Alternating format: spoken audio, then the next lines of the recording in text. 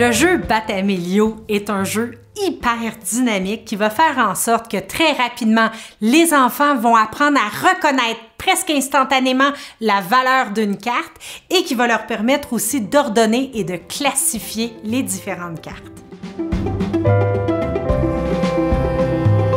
Pour préparer le jeu, on peut extraire du jeu les cartes déjà connues des joueurs, surtout si ces joueurs-là sont très jeunes.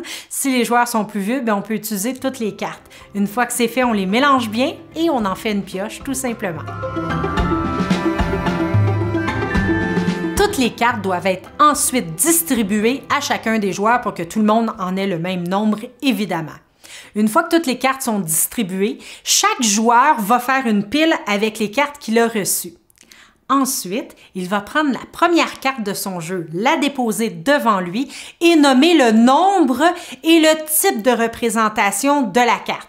Est-ce que c'est un mimi? Est-ce que c'est une barre de dénombrement? Est-ce que c'est des chiffres qui sont écrits sous forme de lettres, des chiffres arabes? Alors l'enfant doit vraiment identifier la catégorie, soit le mode de représentation. Ensuite, une fois qu'il a déposé la carte devant, il doit comparer toutes les cartes de chacun des joueurs avec la sienne. Celui qui a la carte à la valeur la plus élevée remporte l'ensemble des cartes. Jusqu'ici, c'est assez simple, mais ça se complique légèrement lorsqu'il y a plus qu'un joueur qui a mis une carte de valeur équivalente. Lorsque ça arrive, les joueurs doivent dire « Batamilio » et la bataille commence. Avant de débuter, il faut prendre une carte de la pioche sans en regarder l'image, donc on la garde au verso et on cache la carte qui a été retirée avec cette carte-là. Elle va faire partie des cartes que le joueur gagnant va ramasser. Ensuite, une à une, chaque joueur va déposer une carte devant lui.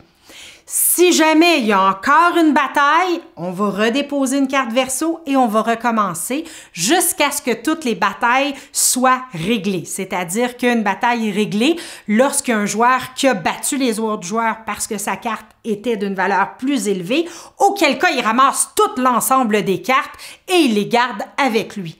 L'objectif, le gagnant, va être celui qui a réussi à ramasser les cartes de l'ensemble des joueurs. Pour hausser le niveau de difficulté, c'est très simple. On peut tout simplement changer le critère qui fait qu'on remporte les cartes. Par exemple, on peut décider que les cartes Mimi sont les plus fortes et qu'elles l'emportent sur les autres. Si on a 2 cartes Mimi en jeu, celle de la plus haute valeur va gagner. Ça va travailler énormément la flexibilité cognitive, ce qui est très intéressant pour les enfants. On peut aussi choisir, par exemple, que c'est la plus petite carte qui gagne. Évidemment, dans ce temps-là, tous les règlements sont exactement les mêmes que présentés initialement, mais ça fait travailler le cerveau encore plus.